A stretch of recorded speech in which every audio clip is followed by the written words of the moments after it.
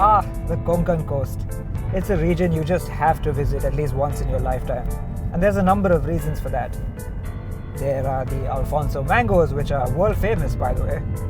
Then there's the fantastic beaches, which are good enough to rival anything Goa has to offer. And you can't really call yourself a foodie if you haven't sampled the Malwani seafood fare. However, there's one more reason you should come here, and that is the roads. For this edition of Great Car, Great Road, we've come to the coastal road that snakes its way down the westernmost side of Maharashtra. There are a lot of great roads in the region actually, but we're most interested in this one section, a 28-kilometer stretch that goes between Ganpatipule and Ratnagiri.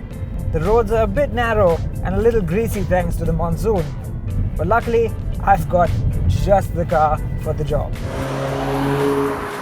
It's the latest version of Audi's iconic TT coupe, and it's as stylish and contemporary to behold as both iterations that have gone before it. But it's also more aggressive looking this time around, which should give you a hint about the added muscle that hides under the skin. 1, 2, 3, drop it. Its 2-liter turbo engine punches out 227 bhp. Power goes through a seamless 6-speed double-clutch automatic, and of course there's Audi's famous Quattro all-wheel drive system, dishing it all out to the road in perfect proportions. And it's not just the mechanicals of this car that make it so good for this road. It's also the fact that it's tiny and nimble and easy to steer, and that just makes tackling these corners so much more fun. Now, people have often accused previous Audi TTs of being a little numb and unexciting to drive, but let me tell you this, they have more than fixed it with this third generation car. It feels light and tight and really chuckable around corners. And on narrow, winding roads like this, let all those 227 horses loose and you will have the time of your life.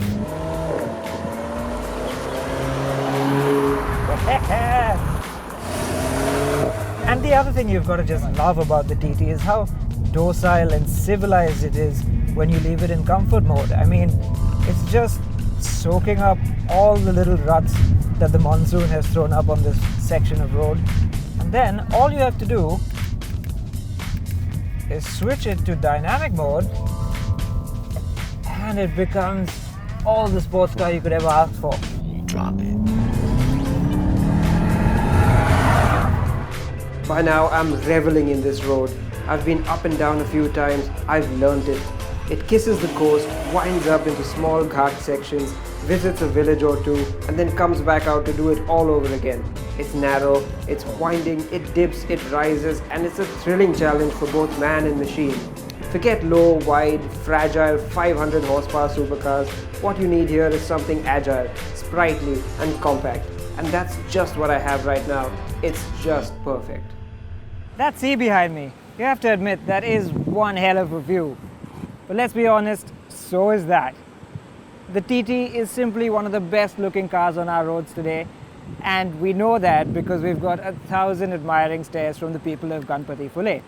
Well, if I had an unlimited supply of petrol, I would be driving this car up and down this fantastic stretch of road all day long.